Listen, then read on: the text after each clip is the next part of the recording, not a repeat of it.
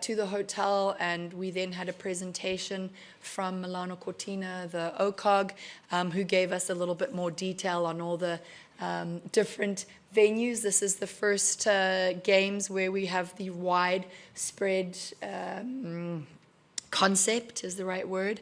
This was decided by the Olympic movement in 2014, and we're really excited to see how it's going to play out. I and the board were very impressed with how Milano Cortina are making it a top priority to ensure that athletes at all of the villages are going to have an incredible experience. That was just really remarkable in seeing that, so we were really very happy.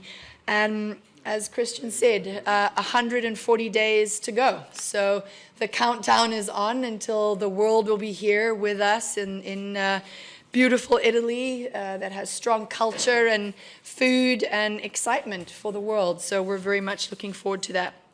A few of the other topics of discussion, we had all of our normal updates from summer and winter federations, from other OCOGs. In terms of Milano Cortina, we also spoke about the individual neutral athletes at Milano Cortina. This will be nothing new for all of you. The executive board will take the exact same approach that was done in Paris. So it's just a continuation, and there will be all the details published, which again, nothing has changed from Paris, so all the same. We then had a very long discussion today. As the executive board, we felt that in the world that we are living today, sadly, we wanted to spend a dedicated time discussing about the many conflicts that are happening around the world. And there's too many, really. We shared with each other from our different continents, from our different backgrounds, all of the conflicts that we know that are happening. And I just wanted to say that every single executive board member was taken back and saddened, really, when you look at the world and what is happening today, by the images that we see daily. And it really was very empowering, actually, for us to sit around a table together and to discuss, because we all realized that now more than ever, our movement, the sports movement, has to showcase the good that is in humanity. And we believe now more than ever, we need to reaffirm our commitment to peace and to remaining a beacon of hope, remaining a platform for athletes from around the world to be able to live out their dreams. And for athletes to be able to help change perceptions. Today, perceptions are mystified out there. Perceptions are seen as truths.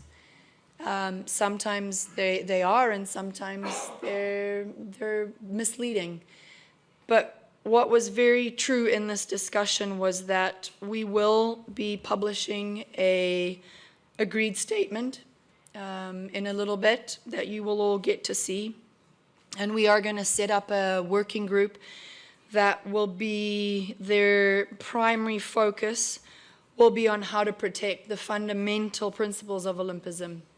How are we going to reaffirm our commitment to the sports movement as the IOC, as sports, and as the Olympic Games, to be able to continue to promote peace and unity.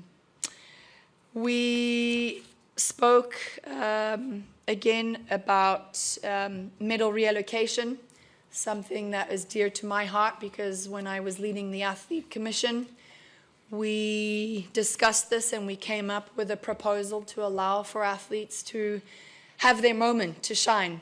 And we will have medal reallocations being done from biathlon in Vancouver 2010 and Sochi 2014. And one of those gold medals will be given to one of our fellow colleagues, Martin Fourcade. And we are really proud that this program is working. And I would also like to thank Milano Cortina for embracing this, because they have been very helpful in being able to give athletes the opportunity to receive their medals next year in 2026. We had other discussions, which I'm going to let the three gentlemen discuss, since they have all the technical sides of things. But when we wrapped up the executive board, I gave a brief on the Fit for the Future, pause and reflect consultations on where we are. We are just about to launch into the full consultations with all of our stakeholders, and we're really looking forward to all of that, and looking forward to the continued communication, but collaboration with everyone so far. So thank you, and I will pass the floor back to Christian.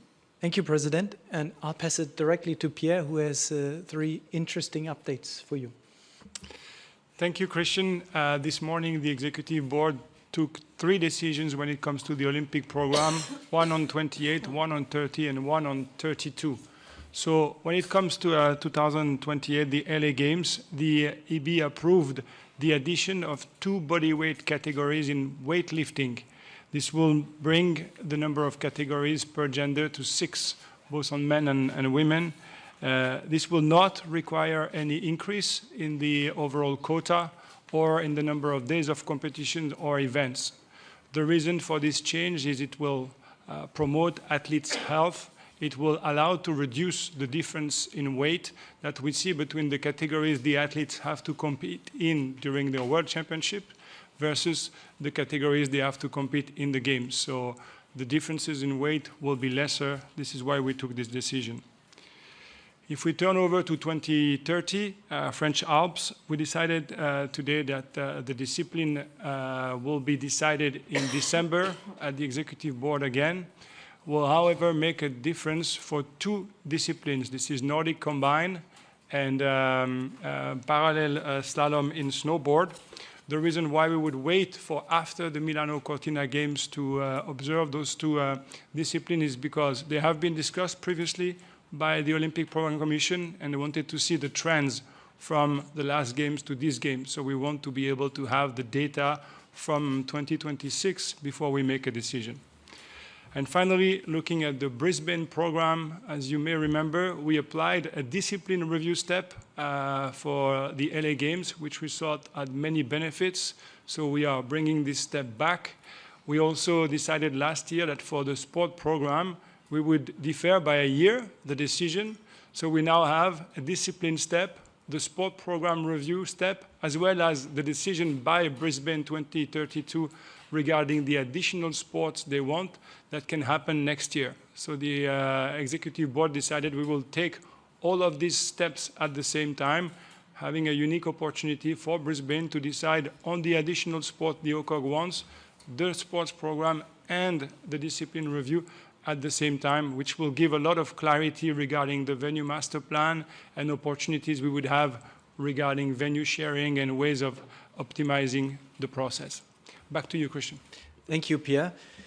One last one. There were 13 changes of nationality, which will be published on the website ioc.org in the next few minutes, so you can take the names from the website. Everything is there. And now we go to questions and answers. Short housekeeping notes. Questions here from the room. We will start with the room and we'll then go to the Zoom call, and that's why I have my switch here on the computer.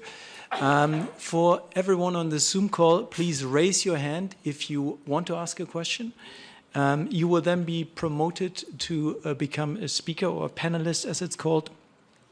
And then you can, when I call you up, ask your question. Please turn on your camera, say your name, your media organization, and make sure that your microphone is on. Otherwise, we have a problem. And we'll try to get as many questions done as possible, but we'll be limited in time. So let's see where we get. Last point for the Zoom participants, there's English and Italian translation on the Zoom, so you can switch it down at the bottom bar, I think. So find it. If there's a question here from the room in Italian, no problem. And with that, we go to your questions, and we start here in the room. Pascal, hold on. A microphone is coming from behind because we need one as well. Grazie, volevo fare Pascal Alia, Rai TV, volevo fare una domanda alla Presidente. Thank you. I have a question for the President regarding her trip to Milan. Se ha trovato, insomma, quella Did you find di cui tanto ha parlato in questi giorni e poi soprattutto the Italian passion? And what about the status of work? Were you able in the past few days to visit the various, well, you told us you visited the Olympic Village. What do you think about the organization? And what about the relations that you see with the organizers of Milano Cortina? Thank you. Thank you. Well, I have to, you know, in this position, remain very neutral, so I shouldn't be saying that Rome's one of my favorite cities, and it's because it's Italian. And I know Giovanni would be very happy with me, but this has been my first time to Milan, and I think Milan is coming a very close second to being one of my favorite cities. It's been incredible. The first night I was here, I got to walk around and just feel a bit of the spirit that athletes will also be experiencing and the world will be experiencing, not just here in Milan, but also in Cortina and also in the regions. And like I said, I got to speak with the mayor of Milan and the regions, the head of the regions, and my favorite part was listening to the excitement that they had about the games going to them. And it's the organization is moving along at a speed. There's no time to lose. And what I said to all of them is, we started this journey together, and we're all going to finish together. And it's going to be an incredible 140 days to the opening ceremony. But it's going to really be wonderful because of the passion that we know Italy has for sport. But not just for that, for showcasing family and community and culture. And those are all really important pieces of what makes a game special and unique. And we felt that from the day we got here all the way up until today. So we're very excited and very happy with where things are. There's always things that we can improve on, and always there'll be a few more bumps in the road before we get there. But we're all in the boat together, and we're going to make sure that we get there and we deliver an incredible games, not just for the athletes, but for Italy as well. Thank you, Pascal. Then we'll go into the second last row here. Good evening, President Coventry. Have you had any meetings or discussion with the current Italian government during your visit? You spoke about the mayor, the governor, maybe a minister or something else. I have not met personally with any government officials from the sports ministry, but the teams have been talking, and they have meetings with the government early next week. We're Friday today, I think. So early next week, they all have meetings with them. And I look forward to hearing the outcomes of that. But we've had very good communications in the past week. Next question, we go to the colleague in, it comes from the other side. Here you go. Thank you very much. Jochen Leufens, German TV, ARD. A little bit broader question. Looking back at your first month as IOC president, how did your role as sports minister prepare you for this position, and where do you see parallels in those two offices? That's a great question. I think there's a lot of different parallels, which is good, and you know, there's pros and cons to that. I think, you know, the biggest thing when you step into a role, whether it's in the government or into a big organization, where you realize outside experiences that you may have had add value. So you know, when I first stepped in as a minister, I sort of thought, well, how is how has my career up until now going to help me? But actually being an athlete and going through different challenges as an athlete really gave me a completely different view on things and aspect on things. And I think from the sports ministry role, probably one of the greatest bits of information or armor maybe that I'm bringing along with me would be just having a greater understanding of different perspectives from even within one country, you've always got different perspectives. And so it was really, I think, a good opportunity to understand how to always listen and respect those differences of opinions, differences of beliefs, but at some point figuring out how to get everyone to believe in the same thing. So for me right now, and especially where we are, that's proving to be very useful. Thank you, President. Now we close the room for a couple of seconds and go actually to the colleagues on the phone. And the first one is Wakako Yuki from Yomiuri Shimbun in Japan. It's late, so we need to have her early on in the press conference. Indeed. Thank you indeed for the opportunity. Can you hear me? We hear you well. Thank you. We can, and we can see you on the screen. I'm still at the stadium in the World Athletics. Kirsty, allow me to ask you two questions. One is this statement, fundamental principle of Olympism, the urgency and timing. Why would you like to create such statement now? Apart from the situation in the world, is it that you would like to appeal to the world leaders, perhaps before the Olympic truce discussion at the United Nations, and try to form some kind of consensus? The second part is while you were in Tokyo, I understand you had a discussion with the World Athletics President Sepko, including the issue of gene testing for protection of female category. What was your take from what WA is conducting now for this World Championships? And do you think it would form a basis for the future working group discussion? Thank you. Thank you so much. Let me start with the second question. And it was wonderful to be in Tokyo, and it was even more wonderful to be walking into a stadium that was full. It was really very special, actually, very emotional. I did have a conversation with the World Athletics president. I was asking how it was all going, and he was giving me a brief. And the working group that we set up on the protection of the female category met 2 weeks ago. I've sadly not had an opportunity to sit down with them long enough to get a full briefing, but the international federations, including World Athletics, was a part of that initial discussion and meeting where they gave their feedback.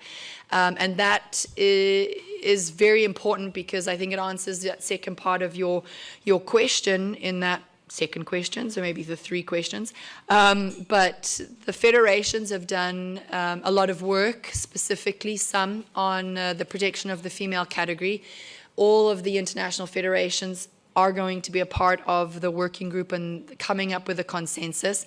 And so, of course, everything that World Athletics is doing will definitely be taken into consideration. And I know that the working group discussed. Now, further details I can share with you a little bit later, Wikako, once I've had a full brief from the group. But obviously, the federations will all be included into that. On the statement, I think as I said in the opening remarks, it's really not about urgency or specific timing. I think it's more about acknowledging that where we are in the world today is just disappointing, and it's sad, and it's hard to see the number of conflicts around the globe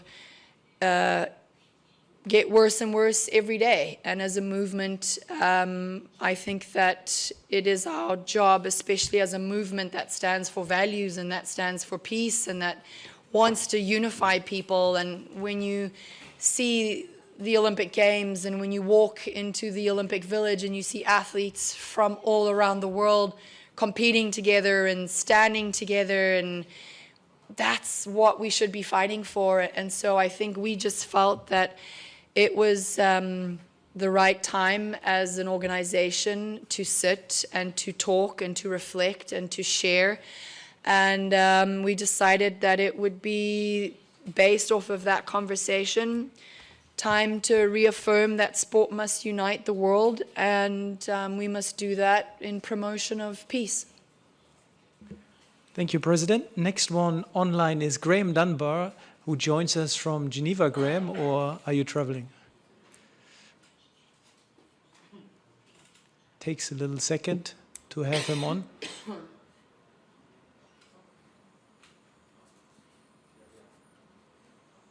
Hello, I hope I'm being allowed in. Absolutely, you are in, Graham. Right, let's go. Watch out what you say. Okay, thank you very much, and thank you for being available. And I'll try not to tax your voice too much more. I'm just imagining that you will have plans to go to the UN General Assembly next week in New York, and just want some clarity whether, as a Zimbabwean citizen, whether the visa process was problematic, or was that, how was that done? And is this a time maybe to meet the US President, President Trump? Is that scheduled?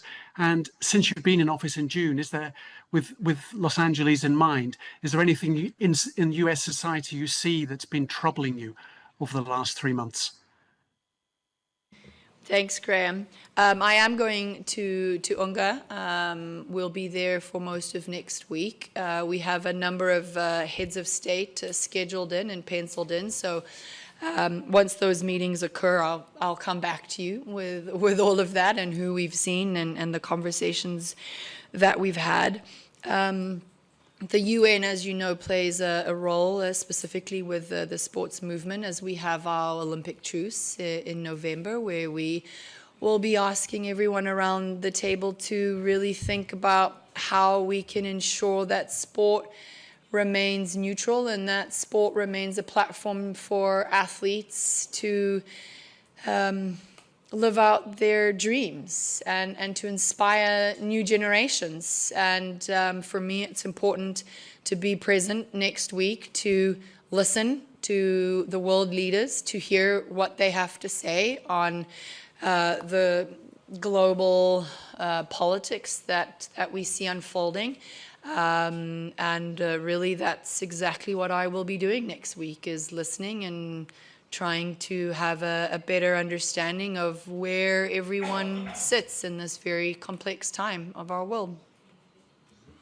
Thank you, Graham. Last question from the phone, and that's from Rachel Axon from Sports Business Journal. Here you are, Rachel. That was a quick switch over. I'm glad. Thank you for taking the time. 2 questions on the working groups that you have established. On the one, looking at the Olympic program, to what extent are they considering rotational games? I noticed Carl Stoss was the head of that, and that had been a subject for the Future Host Commission. And when do you expect them to complete that work? And then on the protection of the female category, are you envisioning a solution in which the IOC has a across-the-board policy or statement, or that the IOC would more create a framework for sport by sport, those federations to make those decisions? Thanks, Rachel. On the Olympic program, nothing's off the board or nothing's off the table. So they have a pretty big scope. This is based off of the initial conversations that the IOC members had in June, as you know. So it is, I've asked them to look at everything, to look at the complexity of the games, sport, but also the disciplines in each sport. Look at the potential rotation between summer and winter. Really, I think that it is time for us to explore anything and everything. because it's really only through those discussions that we're going to be able to sit with our stakeholders and realize, oh, that maybe is a little bit too out there and we can't really get there yet, or, oh, that's actually a really good idea. So they're going to be discussing everything. On the female category, I would like for the IOC to, through the working group, and what I've asked the working group in relation with all the international federations, is to try and find consensus. Now, that could mean different things. I've not boxed them in to say, I want consensus in a policy, or I want consensus in a framework. I've left it open for the working group to identify in what way we could find consensus. We know that in some sports, it's really not a very big topic, but in other sports, there's been a lot done. In other sports, less done. At the end of the day, we want there to be fairness, and we want the female category to be protected. So I know that the first meeting they had was very good, was very proactive, and they came out very positive. But again, I'm just waiting to have a sit down on all the details. And there's also no specific timeline, because I don't think that in something like this, like the others, that you need to rush through something. I want the work to be done correctly. I want the correct stakeholders to be engaged. And I don't want to limit the working groups by saying, you need to come back to me by the end of the month. We obviously don't want it to be going on and on and on for months and months, but you know, the work that they have already done so far, I know they've spoken, I think, to just about every international federation. So they're working at a really good pace, and I'm looking forward to having that debriefing with them. Okay, President, are you ready for a second round in the room and on the phones? Okay, then we'll do a second round. We'll go to Takafumi, then we go to the lady just there, and then we have a camera operator back there. Hello, President. Takafumi Yoshida from Kyodo News. I have a question about the AIN.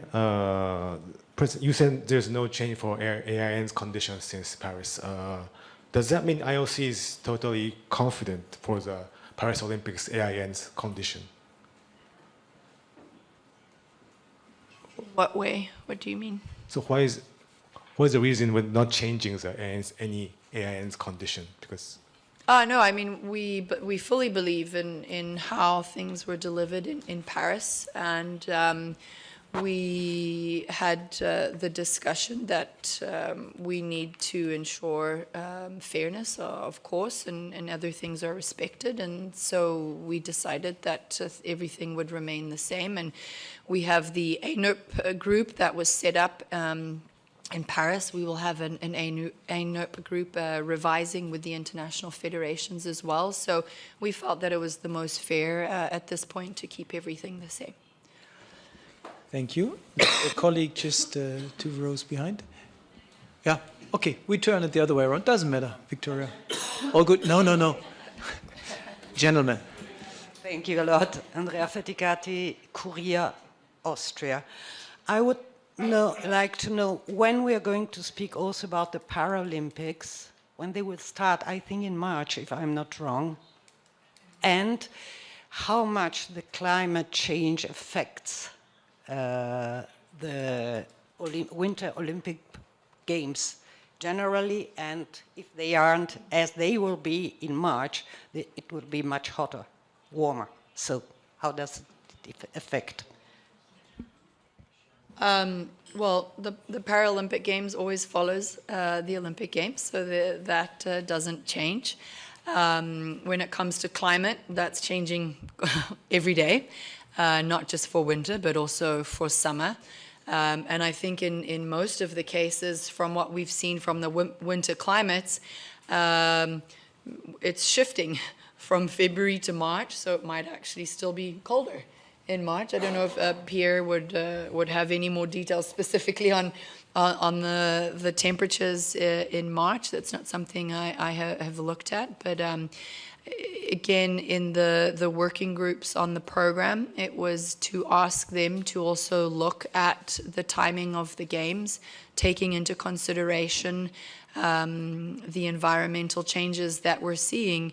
And again, not just from a winter perspective. I think we're seeing it happen and come quicker in winter games, but we're seeing it on a summer games. And now I was just in Tokyo for the World Athletics, but actually this World Championships is about 2 or 3 weeks later than when they normally would have had it because of climate. So it's impacting us as a group, as a sports movement together, and we have to have those conversations about how we foresee things in the future and how are we going to adapt the historical timing of things to ensure that we can still hold sports events around the world.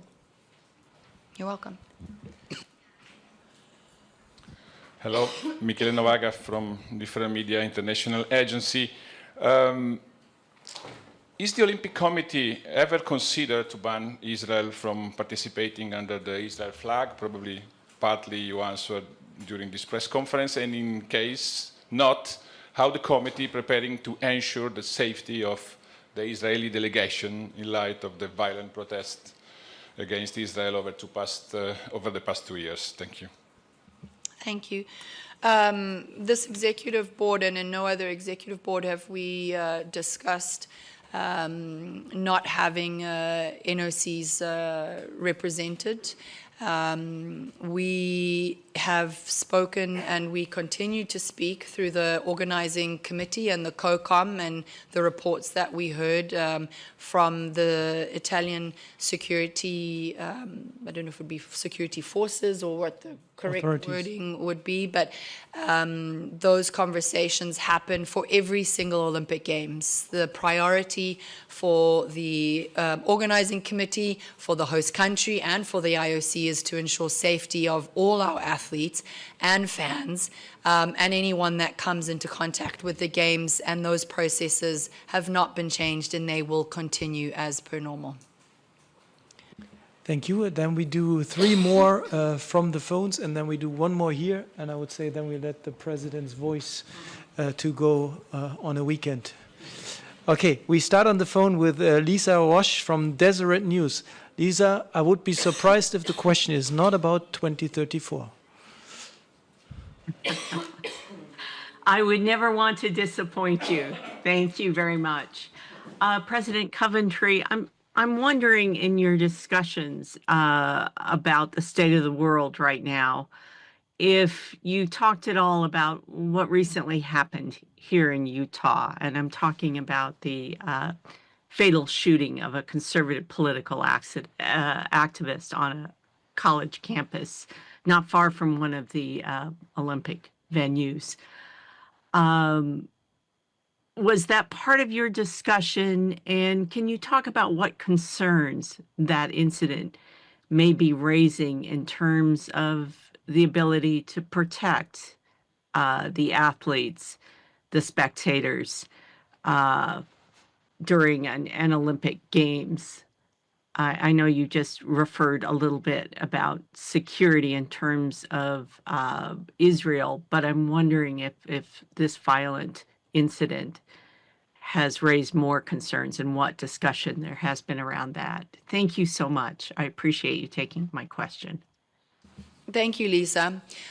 So the discussions today were not focused on one specific event. I asked the executive board that we have a discussion looking at things in the global context. So looking at all the conflicts and all the controversial points that have happened, whether it be in the US or anywhere else. We looked at it as a holistic point to say, as a movement, where do we stand? What do we stand for? And again, it was very clear from all of us that we stand for our values. And in today's world, we believe in those values, and that those values are really important.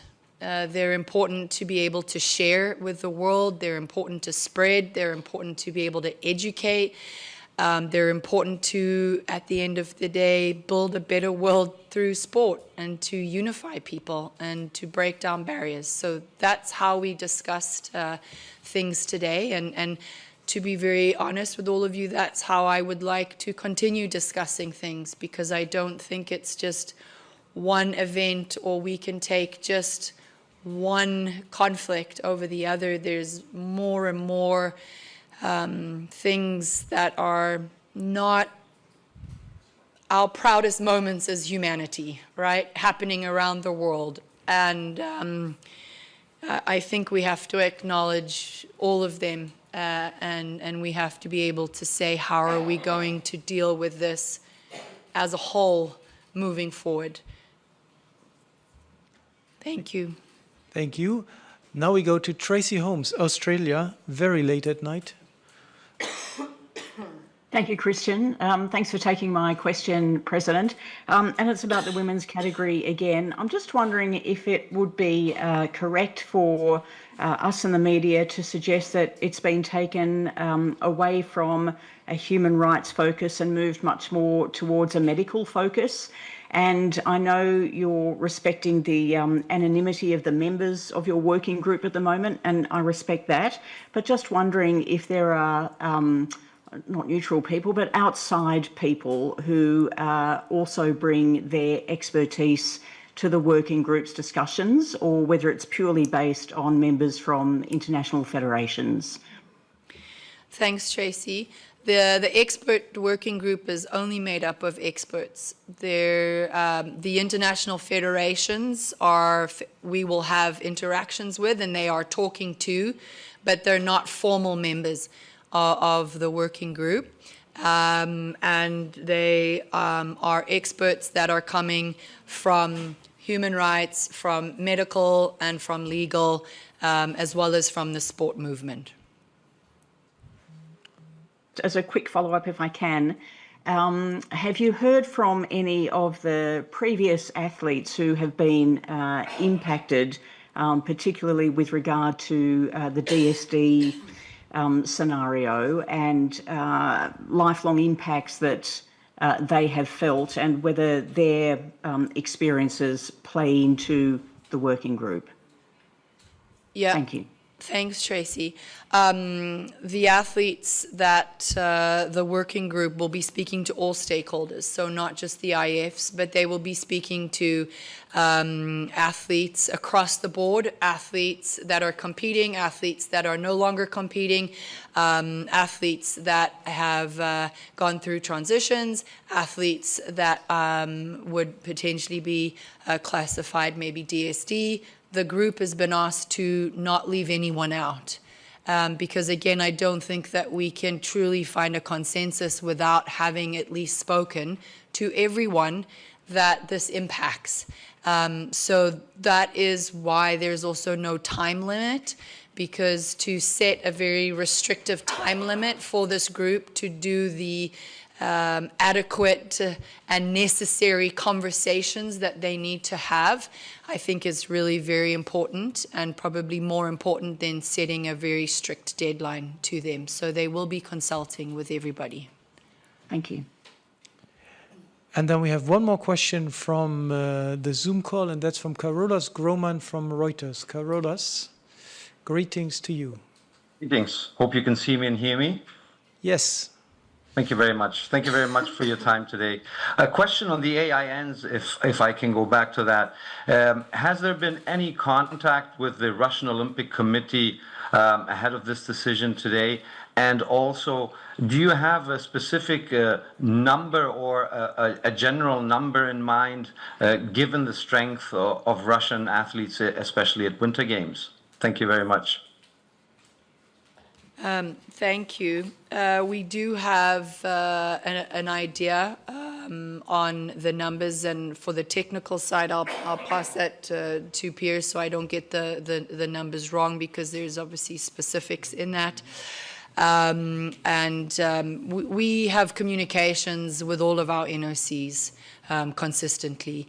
With the ROC, I can also pass over to James in terms of the first part of the question there, Carlos. We can start with Pierre. Yes, thank you. So we are working with the international federations to understand, with this decision taking place today, what is the pathway for a number of athletes to still qualify for the games. You've heard probably from some of the federations at their board or general assembly level, they have not opened the door themselves to the participation of AIN athletes. So we'll have to work with those which still have a decision to make or have made a decision.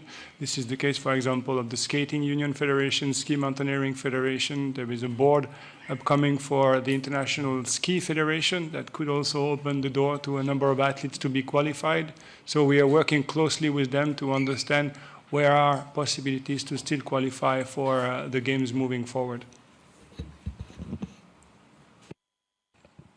Maybe just to pick up on what the President said, yes, of course, we have numerous contacts with all the National Olympic Committees. We need to make sure that those contacts remain even in difficult periods to ensure that there could be a pathway to come back at some point.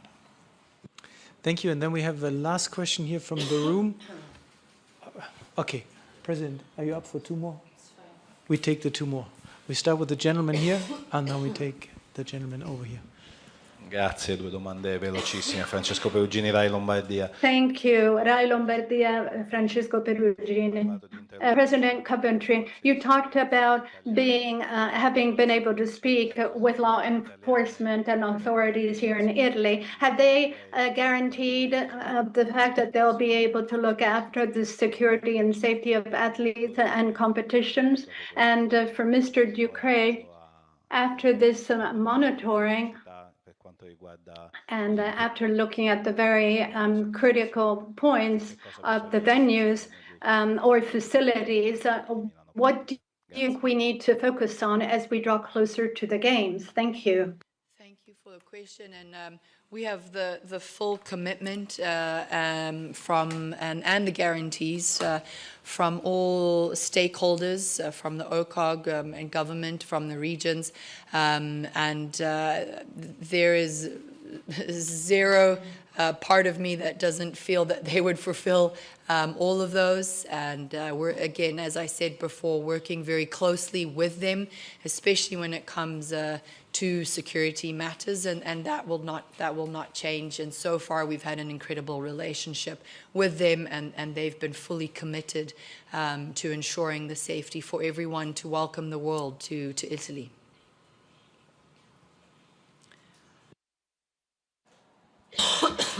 And when it comes to readiness, when you get this close from the games, the kind of program that become the focus is simulation testing. So that's very much what the organizing committee is doing at this point in time. They're running a number of scenarios where they prepare themselves for all that can happen.